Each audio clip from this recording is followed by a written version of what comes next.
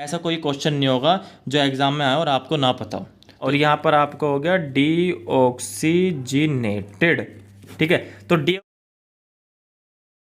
Hi guys, welcome back. और आज की सिर्फ हम बात करने वाले अपने लाइफ प्रोसेस चैप्टर के पार्ट 2 के बारे में। और पार्ट 1 में मैंने आपको न्यूट्रिशन कंप्लीट करा दिया है, और जिसमें मैंने आपको हेटरोटॉपिक ऑटोट्रोपिक न्यूट्रिशन प्लांट्स के अंदर, ह्यूमन बीइंग के अंदर कैसे कैसे होता है, और यहाँ पर मैंने कुछ इंपॉर्टेंट क्वेश्चन प्लस आपको लाइफ प्रोसेस जो चैप्टर है उसका थोड़ा सा बेसिक, थोड़ा सा डिटेल बताया था।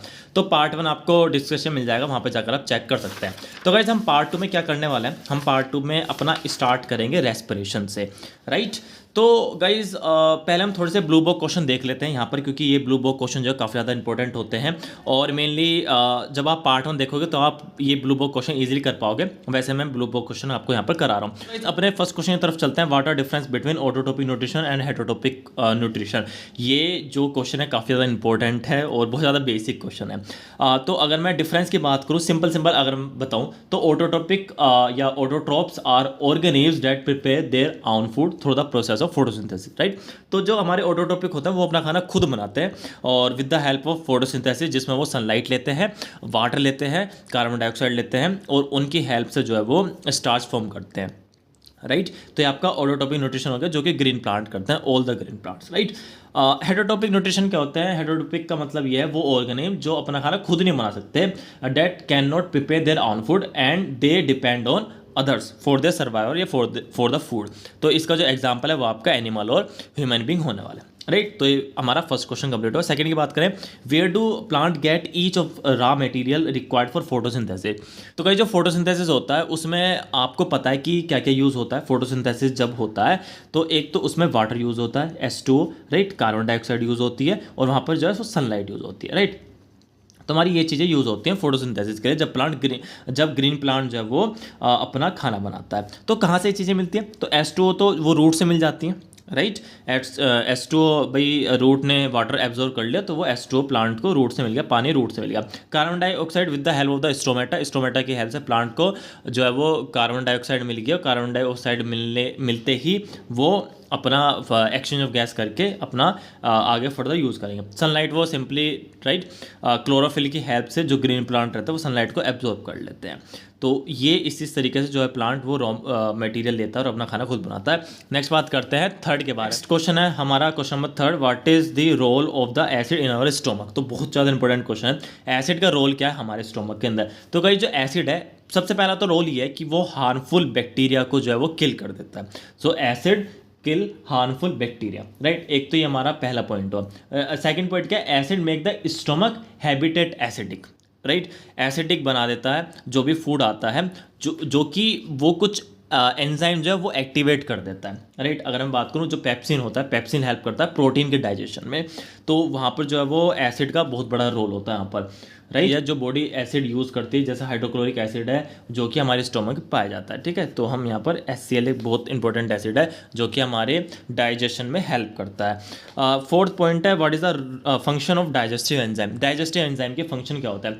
तो गाइज ये जो डाइजेस्टिव एंजाइम है ना, जैसे आपका अमाइलेज हुआ, लाइपेस हुआ, पेप्सिन हुआ, ट्रिप्सिन हुआ, तो ये क्या करते हैं? ये हेल्प करते हैं एक तो फूड के डाइजेशन में। दूसरा, राइट, दूसरा ये क्या करते हैं, एक सेकंड मैं आपको थोड़ा सा अच्छे से ब्रीफ कर देता हूँ। तो दूसरा ये क्या करते हैं, ये फूड को ब्रेक करते हैं, राइट। तो हमारा कॉम्प्लेक्स फूड है, तो कॉम्प्लेक्स को ये ब्रेक कर देगा सिंपलर में, ठीक है। कॉम्प्लेक्स को ब्रेक करना है सिंपल है। तो जैसे हमारा कोई भी फूड है, तो यहाँ पर हमने, ठीक है, ये फूड पार्टिकल है, ये अमीबा सा लग रहा है पर एक फूड है, राइट। ये भी कॉम्प्लेक्स फूड है, राइट। इस फूड के अंदर आपके ये मान लीजिए कि नाइट्रोजन डली हुई है, ठीक है, नाइट्रिक आपका इसमें चीज़ें डली हुई हैं, या मतलब ये मान लीजिए कि जो फूड है ना उसमें आपका इनऑर्गेनिक फूड है, तो इनऑर्गेनिक को आप ऑर्गेनिक में कन्वर्ट करते हैं, ठीक है। तो इनऑर्गेनिक को ऑर्गेनिक में कन्वर्ट करने के लिए ये हमारे जो डाइजेस्टिव एंजाइम है वो यूज़ होते हैं, राइट। हमारा नेक्स्ट क्वेश्चन है वो है how is the small intestine design to absorb digested food. तो जो हमारी स्मॉल इंटेस्टाइन है वो इस तरीके से डिज़ाइन हुई है, वो बहुत ही ज़्यादा हाईली स्पेशलाइज्ड है जो मैक्सिमाइज एरिया देता है डाइजेशन के लिए। तो स्मॉल इंटेस्टाइन जो सबसे लॉन्गेस्ट पार्ट है हमारी बॉडी का, जो डाइजेस्टिव जो सिस्टम है उसका सबसे लॉन्गेस्ट पार्ट है, और उसके अंदर जो है वो फिंगर लाइक प्रोजेक्शन रहते हैं। अगर आप उसको माइक्रोस्कोप से देखो, जैसे उनको बोलते हैं विली, ठीक है। तो विली क्या रहता है, एक फिंगर लाइक प्रोजेक्शन रहता है जो कि इंक्रीज करता है सरफेस एरिया, जिससे फूड को जो है वो एब्जॉर्प्शन में हेल्प मिल पाए, ठीक है। डाइजेस्ट तो हो गया फूड, पर फूड को एब्जॉर्ब भी तो करना है, फूड को अपना बॉडी को भी तो पास करना है, ब्लड को, तो वहाँ पर आपका ये यूज़ होता है। ओके तो गाइज अब हम बात करते हैं अपने रेस्पिरेशन टॉपिक के बारे में। तो मैंने आपका जो है वो क्वेश्चन सोल्व कराने में थोड़ा सा टाइम ले दिया है, तो कोई दिक्कत वाली बात नहीं है, हम थोड़ा सा रेस्पिरेशन को थोड़ा सा एक अच्छे से बेसिक से पढ़ेंगे।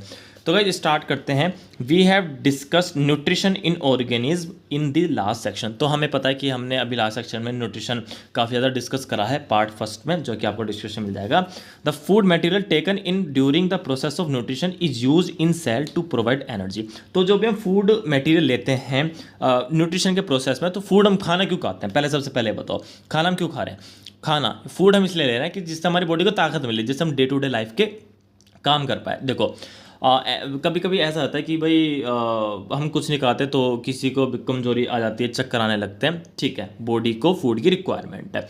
बट आपको डेली लाइफ के वर्क करने के साथ साथ बॉडी को इंटरनली भी एनर्जी की रिक्वायरमेंट है। जैसे हमारा जो हार्ट चल रहा है, ये जो हम ठीक है रेस्पिरेशन कर रहे हैं, दिमाग में जो प्रोसेसिंग चल रही है, जो हम चीज़ें सोच रहे हैं, इनमें ताकत लगती है गाइस, राइट।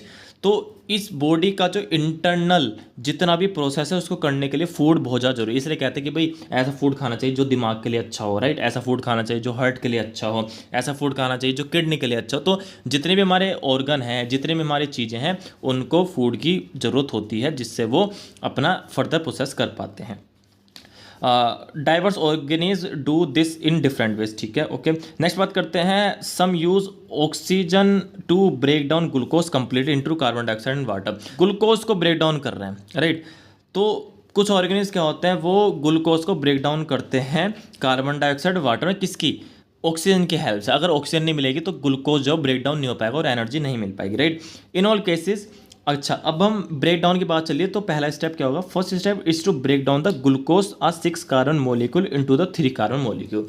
तो पहला हमारा स्टेप क्या होगा ग्लूकोज ब्रेक डाउन का, जो आपका ग्लूकोज होता है ना, वो आपका 6 कार्बन मोलिक्यूल होता है, राइट।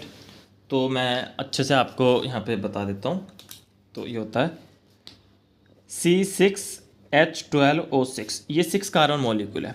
तो इसे हमें कन्वर्ट करना है 3 कार्बन मोलिक्यूल में, राइट, 3 कार्बन मोलिक्यूल में पहले कन्वर्ट होगा, राइट। तो हमारा ग्लूकोज ब्रेक डाउन हो रहा है 3 कार्बन मोलिक्यूल में।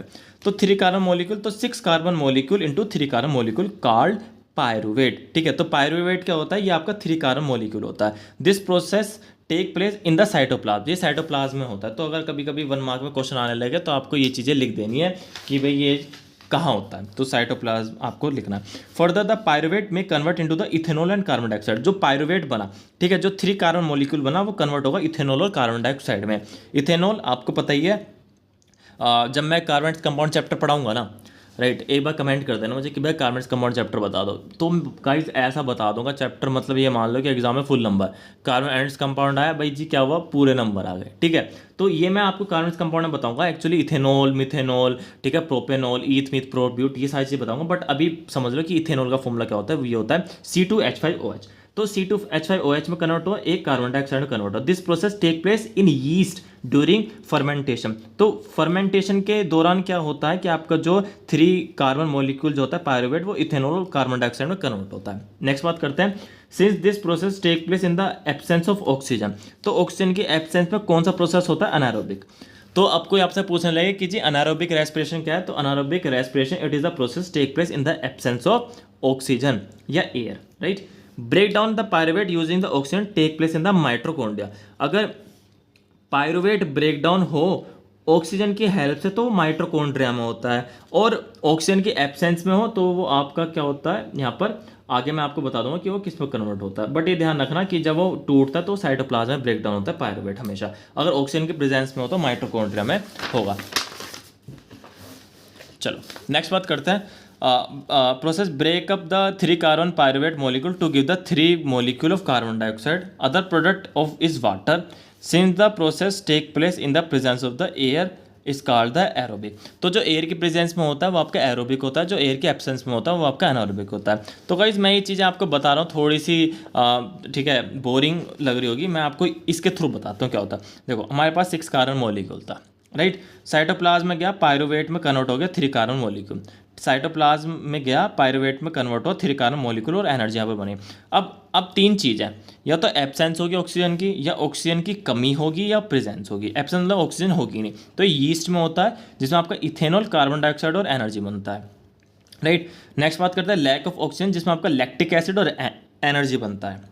नेक्स्ट बात आपका प्रेजेंस ऑफ ऑक्सीजन, जिसमें आपका कार्बन डाइऑक्साइड, वाटर और एनर्जी बनता है। प्रेजेंस ऑफ ऑक्सीजन, तो जब ऑक्सीजन की प्रेजेंस होगी, जैसे हम खाली अभी बैठे हैं, ठीक है, अब ऑक्सीजन की पूरी प्रेजेंस है, तो हमारे अंदर क्या बनना होगा, कार्बन डाइऑक्साइड, वाटर और एनर्जी बननी होगी। आपने देखा होगा जब हम बहुत ज़्यादा भागते हैं, ठीक है, जब हम रनिंग कर रहे हैं, एकदम स्प्रिंट मार रहे हैं, तो हम ऐसे नहीं लेते भाई सांस ले रहे हैं और रनिंग कर रहे हैं, ऐसा तो नहीं एकदम, ऐसा कुछ ऐसे होता है कि सांस रोका और भागे चले गए, फिर बाद में हाँफते रहते हैं, थोड़ी देर सांस लेते रहते हैं, ठीक है। तो उस टाइम क्या रहता है, पूरी बॉडी की एनर्जी जो है वो यूज़ हो रही होती है, प्लस पूरी बॉडी की जो ऑक्सीजन होते हैं वो भी यूज्ड अप हो जाती है। तो ऑक्सीजन की एब्सेंस में वो चीज़ें चलती हैं, तो वहाँ पर क्या बनता है आपका इथेनॉल, कार्बन डाइऑक्साइड है, एनर्जी। जब हम तेज भागते हैं तो वो एकदम से अचानक पूरी ऑक्सीजन एब्जॉर्ब कर लेती है, बॉडी एनर्जी में कन्वर्ट कर देती है। तो उस टाइम की जो ऑक्सीजन की जो मात्रा पूरी होती है, बाद में जब हम सांस लेते हैं तेज तेज, तो जब पूरी होती है वो ऑक्सीजन की जो मात्रा, जो ऑक्सीजन रिक्वायर्ड होती है, तो वो एब्सेंस ऑफ ऑक्सीजन में आता है जब हम दौड़ते हैं, भागते हैं अचानक से। अब हम खाली बैठे हैं तो अब हम ऑक्सीजन अच्छे से ले रहे हैं, ठीक है, कोई दिक्कत नहीं, तो ये वाला प्रोसेस हमारी बॉडी के अंदर चल रहा है, राइट। इतनी बातें समझ आई। तो भाई नेक्स्ट बात करते हैं, energy release during cellular respiration is immediately use to synthesize a molecule called ATP. जब सेलुलर रेस्पिरेशन हो जाता है तो जब जो हमारी एनर्जी होती है वो एटीपी मॉलिक्यूल में कन्वर्ट हो जाती है।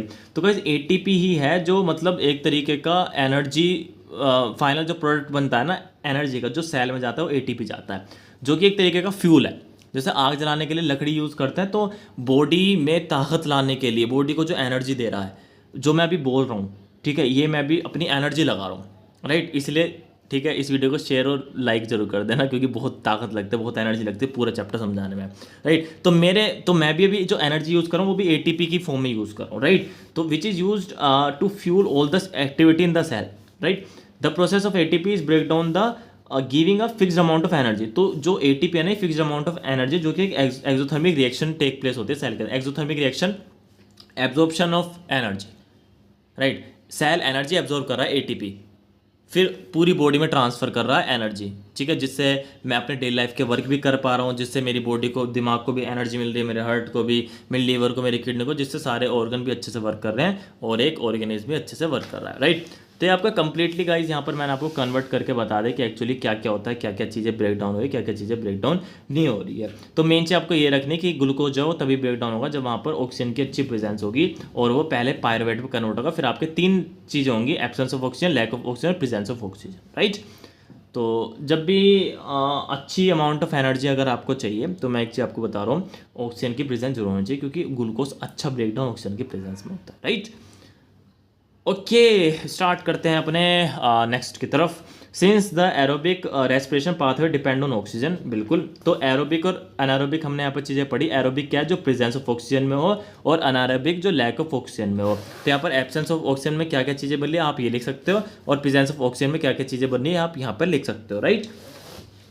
तो जहाँ पे aerobic organ need to ensure there is sufficient intake of oxygen, ठीक है, सफिशिएंट इनटेक ऑफ ऑक्सीजन मिलनी चाहिए, राइट। नेक्स्ट बात करते हैं, हम प्लांट को देखते हैं, प्लांट भी क्या करता है, गैस एक्सचेंज करता है स्टोमेटा के थ्रू, राइट। तो जो इंटरसेलुलर स्पेस एंश्योर करता है प्लांट का कि जो सेल हो वो एयर के कॉन्टैक्ट में हो। तो आप सभी को पता है कि डिफ्यूजन होता है प्लांट के अंदर, स्टोमेटा की हेल्प से जो है वो प्लांट अपना ऑक्सीजन और कार्बन डाइऑक्साइड का एक्सचेंज करते रहते हैं एनवायरमेंट कंडीशन के ऊपर।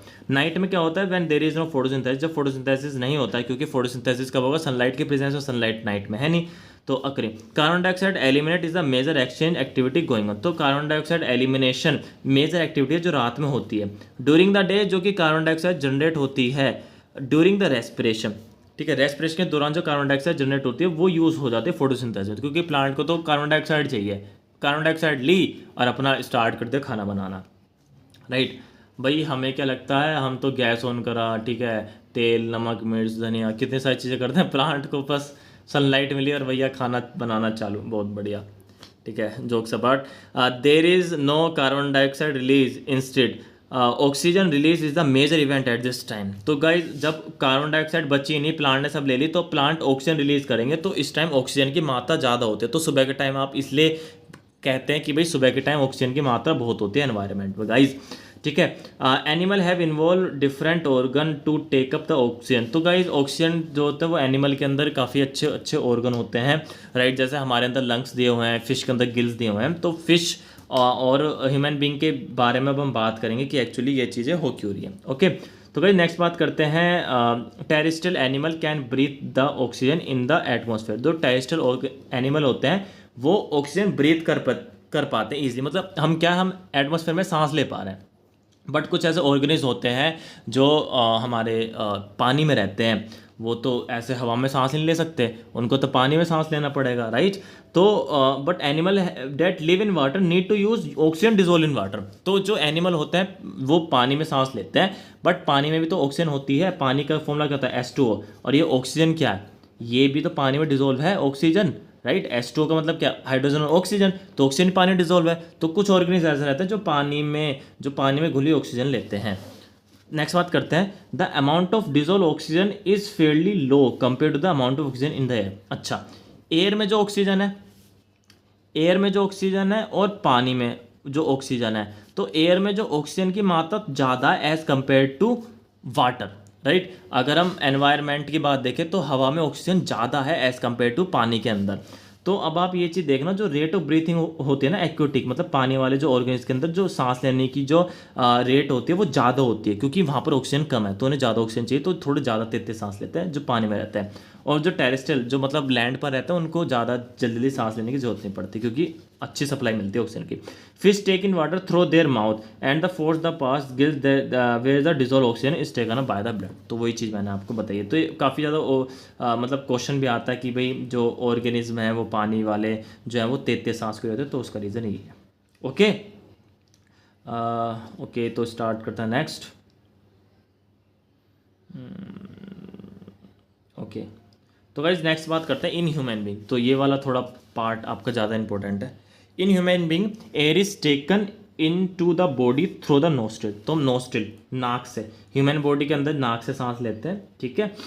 कुछ लोग मुंह से भी सांस लेते हैं, पर मेनली जो हमारा ये मान लीजिए कि सांस लेने का जो तरीका है या जो एक पैटर्न है वो हम नोस्ट्रिल से सांस लेते हैं। The air passage through the nostril is filtered by the फाइनर। हमारी नाक के अंदर या हमारे नोस्ट्रिल के अंदर जाते हैं वो छोटे छोटे हेयर होते हैं जो कि डर्ट वगैरह जो है वो रिमूव कर देते हैं एयर में से और एयर को फिल्टर कर देते हैं। The passage is also lined with the mucus which helps in the process from hair. The air passage through the throat. अब एयर जो है वो थ्रोट में आ गई है, गले में नाक से जाकर एंड इनटू द अब लंग्स में चली गई।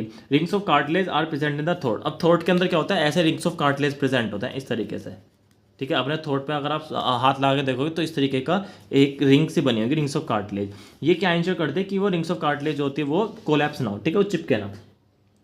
तो these ensure that the air passage do not collapse. तो वो कोलैप्स ना हो, ये रिंग वो चीज़ें एंश्योर करती हैं। तो गाइस नेक्स्ट बात करते हैं विद इन द लंग्स। अब हम अब जो है वो लंग्स में आ चुके हैं। तो देखो मेन चीज़ क्या हुई, मैं थोड़ा सा यहाँ से आपको डिटेल कर देता हूँ थोड़ा सा, ठीक है। अब मेन चीज़ क्या हुई, अब नेसल पासेज से यहाँ पर एयर गई यहाँ से या यहाँ ही माउथ, ये माउथ कैविटी है। अब ट्रैकिया के थ्रू, फायरिंग्स लायरिंग्स के थ्रू रिंग्स ऑफ कार्टिलेज के अंदर यहाँ पे आई। अब यहाँ से वो डिवाइड होने स्टार्ट हो गई, ठीक है। अब जो ऑक्सीजन है वो डिवाइड होना स्टार्ट हो गई, यहाँ से इधर गई इधर गई इधर गई। तो इस तरीके से मान लो जैसे वो पेड़ की वो नहीं रहते तने, ठीक है, वो ऐसे शाखाएँ निकलती रहती है, इस तरीके से हमारे लंग्स में भी होता है। तो within the lungs the passes divide into smaller and smaller tube which is finally terminated like a balloon like structure। अब लंग्स के अंदर क्या होता है, पासेज डिवाइड होता है स्मॉलर छोटा, फिर इससे भी, फिर यहाँ से डिवाइड, फिर यहाँ से डिवाइड, फिर यहाँ से डिवाइड, फिर यहाँ से डिवाइड, इस तरीके से आप देख रहे हो ये डिवाइड हो रहा है, राइट। जो कि टर्मिनेट, जो कि खत्म कहाँ होता है, balloon like structure called the alveoli. ठीक है, बैलून लाइक स्ट्रक्चर होता है इस तरीके से, ये देख रहे हो यहाँ पर, ये इस तरीके से बैलून ऐसे करके, ठीक है, इस तरीके से यहाँ पर बैलून लाइक स्ट्रक्चर होता है, एल्वियोली बोलता है। The alveoli provide the surface area where the exchange of gases take place. जितनी भी एक्सचेंज होती हैं, ठीक है, कार्बन डाइऑक्साइड बाहर जा रही है, ऑक्सीजन हम ले रहे हैं, तो ये जो एक्सचेंज होती है एल्वियोली की हेल्प से होती है। The wall of the alveoli contain an extensive network of the blood vessel. तो एल्वियोली की वॉल में क्या होती है, ब्लड वेसल होती है, यहाँ पर आपकी ब्लड वेसल होती है। तो मेनली एक तरीके के ब्लड में भी ऑक्सीजन और कार्बन डाइऑक्साइड ब्लड से लेने का काम भी करती है। ओके, वैन वी ब्रेथ, जब हम ब्रेथ करते हैं, हमारी जो रिप्स होती हैं वो थोड़ी लिफ्ट होती हैं ऊपर की तरफ, फ्लैटन हो जाता है हमारा diaphragm. And the chest cavity, chest जो होती है वो हमारी लार्ज हो जाती है, जिसका रिजल्ट क्या है, because of this air is sucked into the lungs. Air हमारे लंग्स के अंदर आ जाती है और लंग्स हमारे फैल जाते हैं, ठीक है, और एल्वियोली भी एक्सपेंड हो जाती है। The blood bring carbon dioxide to the rest of the body. जो हमारा ब्लड है ना, वो पूरी बॉडी में से कार्बन डाइऑक्साइड ला रहा है, कहाँ पर, लंग्स की तरफ। तो ब्लड जो होता है कार्बन डाइऑक्साइड ला रहा है हमारी पूरी बॉडी में से और एल्वियोली को दे रहा है। दैन द ऑक्सीजन, और ऑक्सीजन क्या कर रही है, alveoli air, alveolar air, air से ऑक्सीजन आ रही है और ब्लड के अंदर जा रही है, राइट, और हमारी बॉडी के अंदर जाकर पूरी बॉडी को ऑक्सीजन प्रोवाइड कर रही है। और ऑक्सीजन से ही हमारा, जब ऑक्सीजन जाएगी तो फूड ब्रेक डाउन होगा, ठीक है, मतलब ग्लूकोज ब्रेक डाउन होगा। अभी मैंने आपको पीछे बताया था ग्लूकोज ब्रेक डाउन होगा ऑक्सीजन की प्रेजेंस में, जो कि एटीपी मॉलिक्यूल बनाएगा।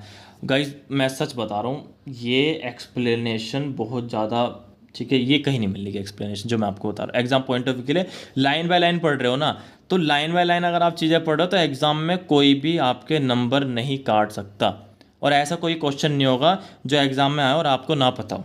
तो इसलिए इस वीडियो को जितना शेयर करो यार, ठीक है, मतलब ये मान लो कि लाइव प्रोसेस के अंदर अगर कोई ट्रेंडिंग वीडियो बननी चाहिए तो वो ये वाली बननी चाहिए, और हमारा पार्ट फर्स्ट बनना चाहिए। इतनी बातें समझ लो। स्टार्ट करते हैं अपना। Okay, the oxygen in the, यहाँ तक हमने बातें कर ली थी, right. During the breathing cycle when the air is taken इन, जब ब्रेथिंग साइकिल चलती है, जब एयर बाहर जाती है अंदर जाती है, तो the lungs always contain the residual volume of the air, so there is sufficient time of oxygen to absorb and carbon dioxide to release. तो लंग्स जो है वो एक रेजिडुअल वॉल्यूम करके रखता है, कंडे करके रखता है, जिससे उसको ऑक्सीजन और कार्बन डाइऑक्साइड के इनहेल एक्सहेल के अंदर थोड़ा इंटरवल मिल जाए। When the body size of animal is large, जब बॉडी साइज जो होता है वो एनिमल का बड़ा हो जाता है तो डिफ्यूजन, ठीक है, काम नहीं कर पाता। मतलब ऑक्सीजन जो हमारी बॉडी में जो ट्रांसफ़र होगी वो ऐसे ट्रांसफ़र नहीं हो पाती डायरेक्ट। जब थोड़ा बड़ा हो हमारा एनिमल का साइज़ बढ़ जाता है, तो हमारे अंदर एक रेस्पिरेटरी पिगमेंट होता है जो ऑक्सीजन को ना पूरी बॉडी के अंदर, पूरी टिश्यू के अंदर, पूरे सेल के अंदर पहुंचाता है, जो कि हीमोग्लोबिन होता है। तो हीमोग्लोबिन क्या है, हीमोग्लोबिन एक हमारा पिगमेंट है जो कि ऑक्सीजन को घोल देता है, ऑक्सीजन को डिजोल्व करा देता है। तो इन ह्यूमन भी respiratory pigment is haemoglobin which is high affinity of oxygen. The pigment present in the red blood corpus. तो ये क्या करता है, ये एक्चुअली हीमोग्लोबिन क्या करता है, जितना अच्छा हीमोग्लोबिन होगा ना उतना अच्छा ऑक्सीजन घुल जाएगी ब्लड में। तो इसलिए कहते हैं कि इसको भाई हीमोग्लोबिन की कमी हो गई तो फिर आपको चक्कर आने लगते हैं, आपके एनर्जी कमी हो जाती है, थोड़ा सा काम करते सांस फूलने लगता है, तो वो मेनली आपकी हीमोग्लोबिन की कमी होती है। Carbon dioxide is the major soluble. Carbon dioxide जो पानी सोल्यूबल होती है, वाटर में सोल्यूबल होती है, इसलिए कार्बन डाइऑक्साइड मेनली ब्लड में घुल के ही बॉडी से बाहर निकलती है। तो गाइज ये कंप्लीटली मैंने आपको बता दिया रेस्पिरेशन, और मेरे ख्याल से आपको इसमें कोई भी दिक्कत नहीं होने वाली है। और ये जो क्वेश्चन है ना, ये चारों इंपॉर्टेंट है, ठीक है, और मुझे तो नहीं लगता कि मुझे इन क्वेश्चन में से कुछ बताने की जरूरत है, क्योंकि मैंने सारा कवर करा दिया। तो गाइज ये वाले क्वेश्चन आपको फटाफट करने हैं अपने एंड से, ठीक है। वीडियो को दोबारा आप चेकआउट कर सकते हो, पूरी वीडियो पूरी, ठीक है, मतलब ये वाला जो रेस्पिरेशन है वो एक बार पढ़ना और ये क्वेश्चन अपने आप से लगाने की कोशिश करना। ओके, तो अब हम आ चुके हैं अपने ट्रांसपोर्टेशन के बारे में हम बात करते हैं। तो गाइज हमारा जो ट्रांसपोर्टेशन है वो काफ़ी ज़्यादा इंपॉर्टेंट और बहुत ही सही है। तो स्टार्ट करते हैं अपने ट्रांसपोर्टेशन। तो गाइज अब अपने ट्रांसपोर्टेशन टॉपिक के बारे में बात करते हैं, और हमने चीज़ें रेस्पिरेशन के बारे में डिस्कस कर ली हैं सारी चीज़ें। ओके, तो ट्रांसपोर्टेशन जो वो काफ़ी ज़्यादा सिंपल आपका ये टॉपिक है, और इसको डिटेल में समझते हैं एक्चुअली है क्या। तो गाइज स्टार्ट करते हैं ट्रांसपोर्टेशन में। We have seen in previous section that blood transport food, oxygen and waste material in our bodies. तो गाइज जितना भी हमारी बॉडी के अंदर ट्रांसपोर्टेशन होता है वो ब्लड के थ्रू होता है, राइट। जैसे जितना भी फूड है, ऑक्सीजन है, वेस्ट मटेरियल है, कार्बन डाइऑक्साइड है, जितनी भी बॉडी के अंदर, ठीक है, एक ऑर्गन से दूसरे ऑर्गन तक जाती है, वो हमारा कौन करता है, वो हमारा करता है ब्लड। ओके, नेक्स्ट बात करते हैं, blood consist of a fluid medium called plasma. जो ब्लड के अंदर ना गाइस एक फ्लूइड मीडियम होता है, फ्लूइड मतलब लिक्विड जैसा मीडियम, उसको प्लाज्मा बोलते हैं। In which the cell are suspended, जो कि वो सेल जो है सस्पेंडेड रहते हैं, इस तरीके से घूमते रहते हैं। Plasma transport food, carbon dioxide and nitrogen waste in dissolve form. जो प्लाज्मा रहता है ना वो ट्रांसपोर्ट करता है, मतलब ब्लड, प्लाज्मा मतलब ब्लड, ठीक है, क्योंकि ब्लड जो है उसके अंदर ही आपका प्लाज्मा होता है। तो जो आपका ब्लड या प्लाज्मा होता है वो ट्रांसपोर्ट करता है food, carbon dioxide, nitrogen waste, जो भी मतलब बॉडी को फूड रिक्वायर्ड है, वेस्टेज बॉडी का निकल रहा है, तो वो चीज़ें आपका प्लाज्मा ब्लड करता है। Many other substance like salt, ठीक है, दूसरे सब्सटेंस जैसे सॉल्ट हो गए, आर आल्सो ट्रांसपोर्टेड। ब्लड के थ्रू ही सॉल्ट भी आपका ट्रांसपोर्ट होता है। वी दस नीड अ पंपिंग ऑर्गन। अब गाइज एक चीज़ मुझे बताओ, अब चीज़ें ट्रांसफ़र हो रही हैं, अब चीज़ें ट्रांसपोर्ट हो रही हैं, तो गाइज उस चीज़ को ट्रांसपोर्ट करने के लिए कोई एक पंपिंग ऑर्गन भी तो रहना चाहिए, जो भाई ब्लड को पंप करे, पूरी बॉडी में पहुंचाए, ठीक है। ब्लड ऐसा तो नहीं कि खुद ही चलने लगेगा, ब्लड को पहुंचाना पड़ेगा ना, हमारे नर्व्स के थ्रू ब्लड पहुंचाना पड़ेगा। तो we need a pumping organ to push the blood around the body, जो कि ब्लड को पुश करे पूरी बॉडी में, network of the tube to reach all the tissue and the system. क्योंकि हमारी बॉडी के अंदर गाइस नेटवर्क है, पूरा नर्व का नेटवर्क फैला हुआ है, तो उन सारे नेटवर्क के थ्रू हर एक ऑर्गन, हर एक टिश्यू तक ब्लड पहुंचाने का काम एक पंपिंग ऑर्गन करता है। ओके, सो स्टार्ट करते हैं यहाँ पर guys our pumping the heart. तो अब हम हार्ट के बारे में बात करने वाले हैं, जो कि पंपिंग ऑर्गन भी होता है बॉडी का।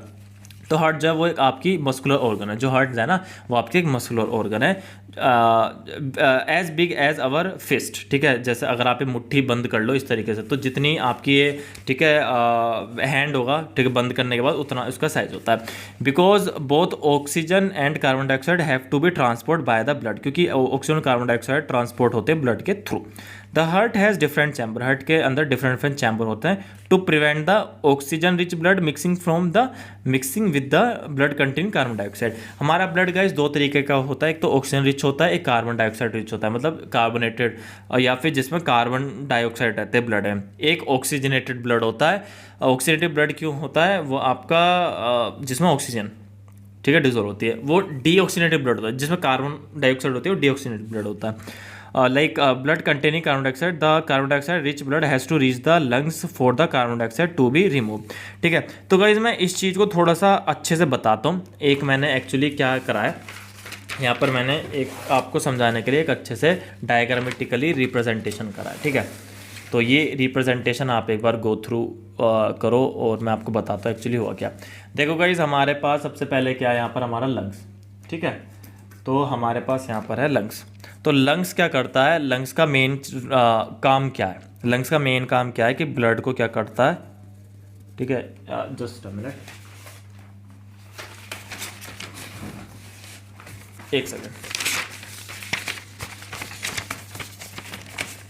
तो लंग्स का हमारा काम क्या है, पहले बताओ। लंग्स का हमारा काम है, जो ब्लड होता है, ब्लड को ये ठीक है ऑक्सीजनेट करता है, ब्लड को ऑक्सीजनेट करता है, ब्लड को ऑक्सीजन देता है, क्योंकि लंग्स के अंदर O2, ठीक है, O2 ये लेता है, तो ब्लड को ऑक्सीजनेट करता है। अब ऑक्सीजनेटेड ब्लड जो है वो ये आपका हार्ट हो गया, ठीक है, ये आपका हार्ट हो गया, ये आपका हार्ट है, right, this is the heart, ये कंप्लीट आपका हार्ट हो गया, ठीक है। अब ब्लड आया ऑक्सीजनेटेड ब्लड आया यहाँ से, ठीक है। अब ऑक्सीजनेटेड ब्लड आया तो सबसे पहले ऑक्सीजनेटेड ब्लड कहाँ गया, आपका लेफ्ट आरटीएम में, जो हार्ट का जो लेफ्ट आरटीएम है वहाँ पर ब्लड एंटर करा। उसके बाद ब्लड क्या किया, अब लेफ्ट आरटीएम जब वो आपका ये मान लीजिए कि कॉन्ट्रैक्ट हुआ और पुश करा इसने ब्लड को लेफ्ट वेंट्रिकल में, लेफ्ट वेंट्रिकल तक, यहाँ तक आपको ऑक्सीजनेटेड ब्लड था, ठीक है। नेक्स्ट पार्ट क्या हुआ कि जो ऑक्सीजनेटेड ब्लड है ये फिर से हार्ट ने पंप करा और पंप करके बॉडी तक पहुँच गया। ऑक्सीजनेटेड ब्लड हार्ट ने पंप करा और ये बॉडी तक पहुंच गया। बॉडी में क्या होगा, और बॉडी में ऑक्सीजनेटेड ब्लड पहुंचा है। बॉडी के अंदर कौन सा ब्लड पहुंचा है, ऑक्सीजनेटेड ब्लड का मतलब जिसमें ऑक्सीजन है, ठीक है। तो लंग से हमारा ऑक्सीजनेटेड ब्लड आया, हार्ट के अंदर गया और हार्ट ने पुश कर दिया, हार्ट ने पुश कर दिया टू बॉडी, ठीक है। क्योंकि बॉडी के अंदर ये heart, body in the sense है कि हार्ट से अलग जितने भी ऑर्गन है उसको मैंने बॉडी मान लिया, तो यहाँ पर जो हमारी वो बॉडी होगी। बॉडी के अंदर ऑक्सीजनेटेड ब्लड गया और ऑक्सीजनेटेड ब्लड बॉडी के अंदर जाकर कन्वर्ट हो गया डीऑक्सीजनेटेड ब्लड में, क्योंकि बॉडी के अंदर डिफरेंट फंक्शन होते हैं, बॉडी के अंदर डिफरेंट रिपेयर चलती रहती है, ठीक है। तो जितनी भी रिएक्शंस वगैरह होती है उनकी वजह से जो ऑक्सीजनेटेड ब्लड है वो कन्वर्ट हो गया आपका डीऑक्सीजनेटेड ब्लड में। अब डीऑक्सीजनेटेड ब्लड दोबारा से घूमा और हार्ट के राइट सेक्शन में चला गया। डीऑक्सीजनेटेड ब्लड हार्ट के राइट सेक्शन में चला गया, यहाँ पे राइट आर्टरियम में गया, राइट वेंट्रिकल में गया, ठीक है, राइट आर्टरियम में गया, राइट आर्टरियम में कॉन्टैक्ट हुआ, फिर वेंट्रिकल में पुश हो गया। अब राइट वेंट्रिकल से ब्लड यहाँ तक डीऑक्सीजनेटेड ब्लड है। तो गाइज ये आपका ऑक्सीजनेटेड था, ठीक है, और यहाँ पर आपका हो गया डीऑक्सीजनेटेड, ठीक है। तो डीऑक्सीजनेटेड ब्लड यहाँ पे गया, डीऑक्सीजनेटेड ब्लड यहाँ पर आकर फिर से दोबारा किधर गया, आपका हार्ट में। तो एक तरीके के आप ये देख रहे हो, ए ऐसे घुमा, फिर ऐसे घुमा, फिर ऐसे गया, ठीक है, ऐसे गया, ऐसे गया, ऐसे गया, तो ये डबल जा रहा है, ठीक है, तो ये डबल जा रहा है। तो इसको इसलिए हम बोलते हैं डबल सर्कुलेटरी सिस्टम, ठीक है, डबल सर्कुलेटरी सिस्टम। क्या इतनी बातें समझ आई? क्या इतनी बातें समझ आई आपको? बहुत ही ज़्यादा सिंपल चीज़ थी। क्या ये चीज़ समझ आई? अगर समझ आई है तो एक बार कमेंट कर दो कि भैया मज़ा आ गया, और वीडियो को लाइक करके दोस्तों शेयर जरूर करना, ठीक है। तो भाई नेक्स्ट बात करते हैं हम यहाँ पर। तो ये पूरा पार्ट, ये मान लो कि मैंने आपको पूरा पार्ट ही बता दिया यहाँ पर, ये पूरा पार्ट मैंने आपको कंप्लीट कर दिया, ठीक है। Oxygen rich blood from the lungs come to the thinnest wall upper chamber of the heart, left chamber, left आर्टियम, फिर लेफ्ट आर्टियम रिलैक्स हुआ, फिर कॉन्ट्रैक्ट हुआ, उसके बाद ठीक है नेक्स्ट चैम्बर में गया, लेफ्ट वेंट्रिकल में, फिर वो एक्सपेंड हो गया, फिर ब्लड ट्रांसफर हुआ कहाँ, बॉडी में, फिर डीऑक्सीजनेटेड ब्लड दोबारा से जो है वो बॉडी के जो आपका हार्ट के राइट चैम्बर में आया, ठीक है, राइट चैम्बर से राइट आर्टियम। तो ये पूरा मैंने आपको कंप्लीट प्रोसेस यहाँ पर बता दिया, आप एक बार चेक कर सकते हैं। Since ventricle pump into the various their thicker muscular wall then the arterial wall ensure that blood do not flow backward, ठीक है, जो वॉल लगे रहते हैं ना, ये वाले, ये जो वॉल लगे रहते हैं ये वाले, ये एंश्योर करता है कि ब्लड जो बैकवर्ड ना जाए, ठीक है, पीछे की तरफ ना जाए।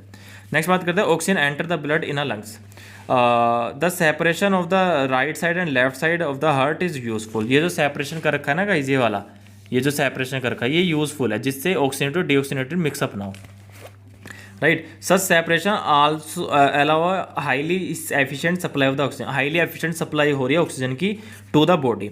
This is useful in animal that high energy needed such as bird and mammals which constantly use energy to maintain their body, ठीक है। ये मेनली उनमें ज़्यादा यूज़ होती है, जैसे बर्ड और मैमल्स होते हैं जो कि अपनी एनर्जी को मेंटेन करके रहता है constantly. In animals that do not use energy for this purpose of the body temperature depend on the temperature of the environment. Such animals like amphibian, reptile, जिनका गाइस 3 चैम्बर हार्ट होता है, and toilet सब जो कि toilet कर सकते हैं अगर उनका ऑक्सीजनेटेड डीऑक्सीजनेटेड ब्लड का मिक्सअप हो जाए। गाइस तो यहाँ पे आप ये चीज़ देखो, the blood goes only 1 cycle through the heart in fish during 1 cycle of the pass through the body. On other hand it goes through the heart twice, जो कि ट्वाइस जाए, ठीक है, each cycle in other vertebrate, दूसरे vertebrate में, तो उसको double circulatory system बोलते हैं। इतनी बातें समझ आई गाइस। नेक्स्ट के बारे में बात करते हैं, the tubes blood vessel, right. Arteries are the vessel which carry blood away from the heart. जो आर्टरीज होती हैं जो ब्लड को हार्ट से दूर ले जाती हैं, ठीक है, हार्ट से दूर ले जाते हैं बॉडी की तरफ, ठीक है। तो अगर मैं यहाँ पे बात करूँ तो ये जो हार्ट से दूर ले गई ब्लड को, तो ये आपकी होगी आर्टरी, ठीक है। अगर मैं बात करूँ ये आ गई आपकी आर्टरीज, राइट। तो आर्टरीज जो होती हैं वो ब्लड को, ये काफ़ी बार डिफरेंस आता है, फंक्शन पूछता है एग्जाम के लिए, बहुत इंपॉर्टेंट चीज़ है, ठीक है। तो आप ध्यान रखना कि ये जो होता है ब्लड को हार्ट से दूर ले जाती है। Since blood emerge from the heart under the high pressure, high pressure में जो है वो ब्लड हार्ट से जाता है, ठीक है, हाई प्रेशर में जाता है। The arteries have thick wall, arteries थोड़ी मोटी होती है, थिक वॉल होते हैं और इलास्टिक होते हैं, मतलब आपस में कॉन्ट्रैक्ट कर सकती हैं। वेन्स, जो वेन्स होती है वो ब्लड कलेक्ट करती है सारे डिफरेंट ऑर्गन से हार्ट तक, ठीक है। अब भाई बॉडी से जितना भी ब्लड आ रहा है वो क्या कलेक्ट करती हैं, veins. They do not need thick wall, उनकी थिक वॉल नहीं है, because the blood is no longer under the pressure, क्योंकि जब हार्ट पंप करता है तो ज़्यादा प्रेशर होता है, जब ब्लड दोबारा हार्ट पर आता है, ठीक है। अब यहाँ से क्या हुआ, यहाँ से अब हार्ट ने पंप करा तो ज़्यादा प्रेशर होगा बॉडी में, जब बॉडी से दोबारा हार्ट में जा रहा है तो कम प्रेशर होता है, ठीक है। तो इसलिए जो हमारी वेन्स होती हैं उनको जो है वो हाई प्रेशर नहीं चाहिए, तो इसलिए वो थिक वॉल नहीं होती। Instead they wall that ensure that the blood flow only the one direction, तो वन डायरेक्शन में ब्लड जा रहा है, तो ये एंश्योर करती हैं चीज़ें। तो गाइस ये थोड़ी सी चीज़ें थी जो मैंने आपको बताया, और आपको काफ़ी ज़्यादा चीज़ें मतलब गो थ्रू हो गई होंगी। अगर आपने इस तरीके से पढ़ लिया ना तो आपको कोई भी दिक्कत नहीं आने वाली है, राइट। नेक्स्ट बात करते हैं गाइस, जो मेन चीज़ है मैं आपको मेंटेनेंस बाय द प्लेटलेट्स बता देता हूँ। तो गाइस क्या होगा अगर system of the tube develop पर लीक, अगर हमारी वेन्स में, जो हमारी ट्यूब में, जो बॉडी के अंदर जितनी वेन्स है, हजारों वेन्स है, उनमें कोई लीक डेवलप हो जाए। Think about the situation when we required a start bleeding, जब हम इंजर्ड हो जाते हैं, जब हमारी ब्लीडिंग हो जाती है, तो उस टाइम पर क्या हो सकता है। Naturally the loss of blood from the system has minimize, ठीक है। अब क्या होगा, जो हमारा ब्लड का जो लॉस होता है वो मिनिमाइज हो जाता है, ठीक है। क्यों? In addition leakage would lead to loss of the loss the pressure would reduce the efficiency of the, ठीक है, efficiency of the pumping system.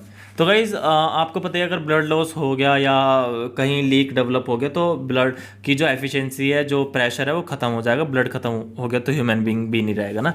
To avoid this blood has platelet cell, तो blood के अंदर platelet cell होते हैं which circulate around the body.